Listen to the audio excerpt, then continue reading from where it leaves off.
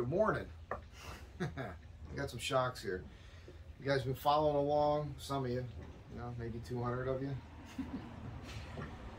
Okay, so I originally bought this Monroe shock that we all know now is too short for the truck with the lift.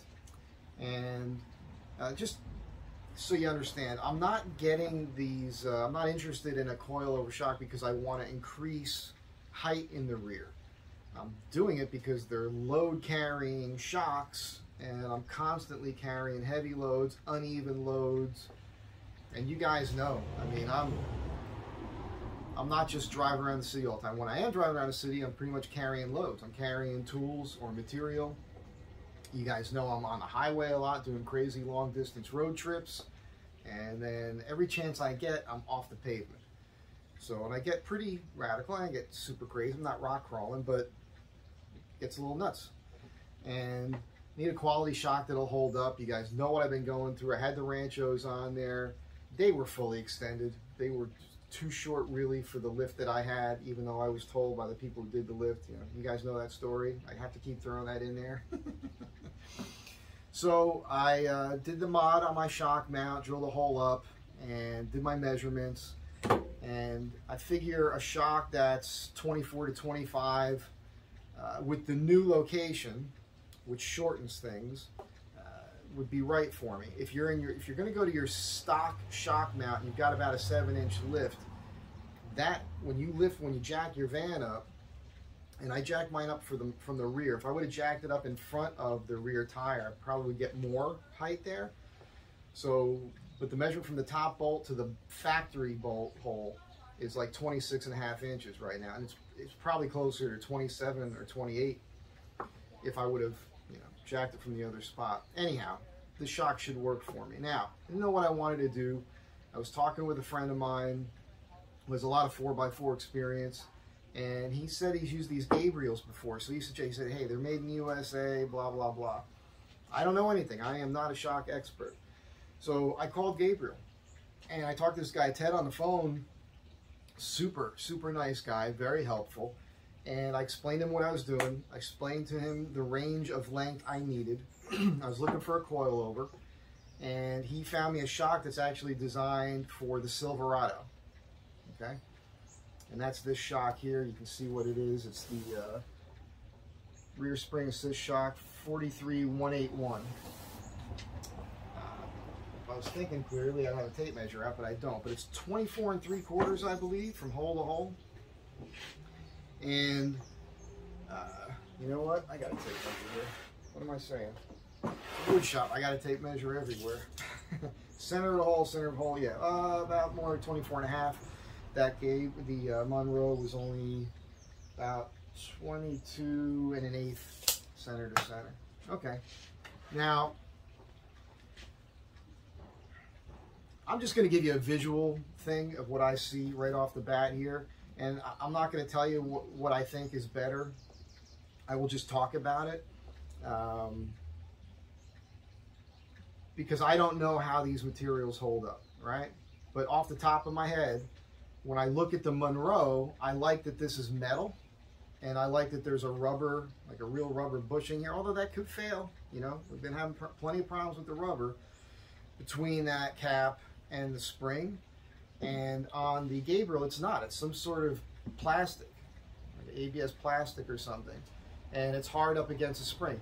But, that could be a good thing because, as I was saying, there's no rubber there to break down. I'm going to give you close-ups of this at the end of the video, but I'm also noticing that this is a much larger, it's interesting too, because this is a larger diameter eye hole here, bolt, whatever you want to call it. The pipe here that the bushing is pressed into is much larger, and you have a fatter bushing on this one than what you have on the Gabriel. I don't know what kind of difference that makes. I'm just pointing it out. The holes in the Gabriel shock are too large for our bolts for the Astro van. It was suggested to me to take a plastic container. I happen to use this. The guy mentioned an oil container, and make a little bushing basically from it, and then slide your bolt through. Now, there's a little bit of play here, but this is the shock that's designed for our van with the correct hole, and it matches this. So I guess a certain amount of play with these bolts is normal. You know, I was always told by my dad, you buy the best that you can afford at that time, because then you're less likely to have issues with it down the road. And again, you know, when it's you're looking at something. I don't know all this stuff. I'm not an expert. I could be wrong. I've been wrong in the past. And you can't base everything on how things look. I mean, look at me. I look like a bum. I got the bum look perfected. Allow me to digress for a moment, because I think it was the LA County Sheriff told us months ago, you know, don't wear nice watches or jewelry when you're walking around, and dress down. Basically dress like a bum if you want less chance of being accosted in the streets. So I got that going for me. The guy on the phone, Ted, he did point out that their rod here is chromed, which is nice. This one, it is a fatter diameter, but it's just painted black. I don't know if that's going to really mean much. You know, it's funny too with these coilovers. You're going to go off-road. The thing I liked about the Ranchos is it comes with a protective boot, so grime and other crap can't get in there, and you just don't have that with these. And I don't know that it would make sense. It would probably look ridiculous, and there's really no way to mount one, I don't think. But I kind of almost imagine it'd be kind of neat if there was a boot available for this, just to keep stuff from getting in here. But I will tell you, this looks better. The Gabriel looks better here. There's a seal that comes up and it rides up here, and it's a nice tight fit. It looks like the sort of thing that I can compress it, you know, not by much. Okay. But it's a sort of seal that looks real tight, like the stuff will hit that and fall away, whereas on this Monroe shock, we don't have that. There's a steel cap here, and there's a clear, boy, it's over 1/16 of an inch gap around it. Now there's rubber bushing inside there, but I could tell you by looking at that, if stuff gets up on top of there, it's going to sit in there. And that stuff that's going to sit there, it's going to scrape along this rail, and it's eventually going to take that coating off. I can just tell you that by looking at it. Also, this rubber thing here is a trough just for stuff to get stuck in it. That's interesting, because that's way up here. So that's going to collect a bunch of stuff that's going to sit in the top, and the top of that rubber is equal with where this rod goes in through that steel cap. So that could just collect a bunch of muck and hold it there. I don't think that's a smart thing. Got some play here. Not as much in this one. Also, interestingly, much heavier shock. The Monroe shock is much heavier. Monroe, it clearly says made in the USA. I was told these were made in the USA, but this one clearly says made in Mexico. So if you got a problem with that, that could be a problem. But I like that this is not, this is actually designed pretty smartly, where I don't see that same issue. There is a slight recess going around here. It looks like there's a weld in there, but the area that the rod goes through, it protrudes high enough. I don't think that's going to be a problem for you. So I think this is a muck collector that's going to lead to degradation in a faster time than what you find on this one. So the way this is going to work is I'm going to put this in the van. I'm going to put these in the van. I don't think I need to show you that process. It's just putting in shocks.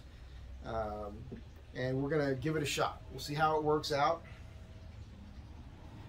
and I will report to you. Now, I made a mistake. I ordered these during the middle of my workday. I was hustling. I had other things on my mind.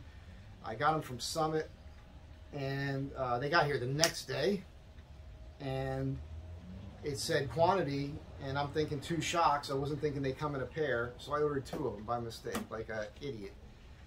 I feel kind of silly about that, but I'll list them up for sale or something, or I'll hold on to them in case they bust. I'm a little dubious about this. I'm not saying it's bad or it's the wrong thing. I'm assuming this is for a Silverado, right? Silverado is a much heavier vehicle, heavier dutier. And the Astro van, although you guys know what I've been doing to this one. So we'll see we'll see how it works out. So there's your Gabriel, your Monroe. Man, yeah, the Monroe it's so funny because you think, you know, this sort of movement here, the Monroe is way heavier than the Gabriel. And this, you can see that it's a fatter diameter here too than the Gabriel. I don't know if that means anything, but I can tell you by it's funny, if I look at both of these things and I don't know what I'm talking about, right? This is just strictly visual observation. I've been looking at quality stuff my whole life. You know, I would feel better if it had the metal here. I feel like that's right, but this is only pot metal. It's not like a machine piece. This is a cast piece of pot metal. So maybe this outperforms that in stress or whatever. It's very possible. I don't know. That bushing thing is an interesting detail that is in my head. I feel like I'd want that extra cushion around it, but at the same time, I know what happens with my shocks as they get older, and this rubber here wears out and cracks and eventually fails anyhow. I think when you start seeing that, by the way, on your shock, if you're going to just visually inspect underneath your car, and this rubber bushing inside here looks like it's pretty dry and cracked, I think that would be a pretty good telltale sign that you probably just need to replace the whole shock anyhow. It's probably about time.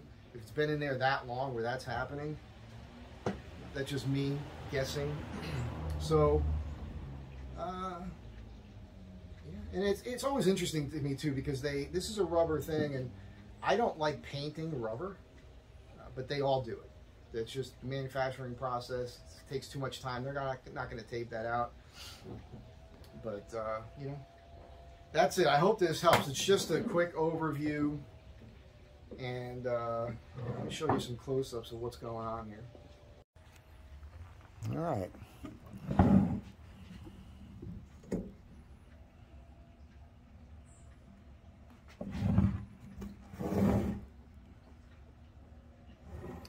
So you can see the difference here.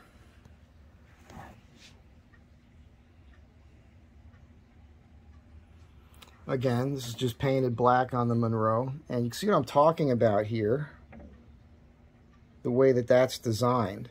So it seems to me like debris can at least fall away here, whereas on the Monroe, you see what's going on here, and that little gap I was talking about. I got a pencil for you, try to point that out. Let me see how I can do this. Right here, there's like a 1/16 of an inch gap in here that crud can get into and just sit there. I don't like that. I don't like that at all. I like that this is a tighter fit, that where, I'm trying to get that for you, where debris is just going to fall away from that, all right? See that? And I like how this is all protruding up above this area.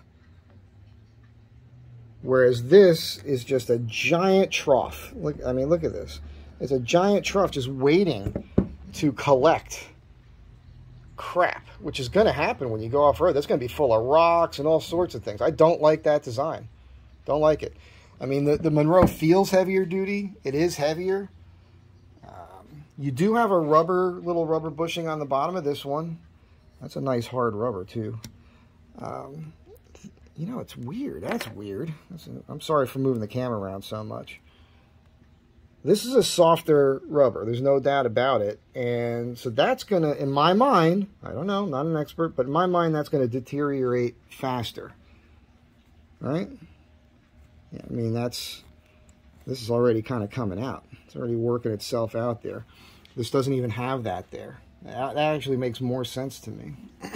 So, again, this is the shim I made. I eyeballed that and nailed it first time. Well, you know, because I'm me.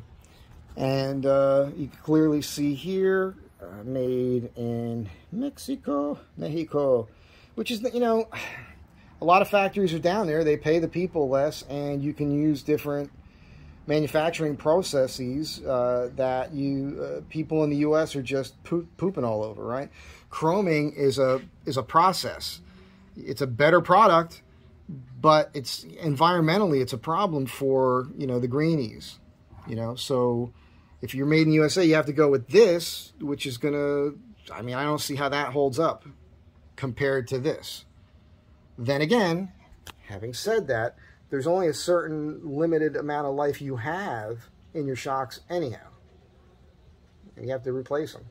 So maybe by the time that deteriorates, it's time to get new shocks. I don't know. So, here's your upper bolt. It's my new lower bolt for the new lower hole I made. And I'm just going to go ahead and make these bushings now, cram them in there, and then I got to get back to my normal work. But there it is. Comparison, the Gabriel to the Monroe Coil-Over.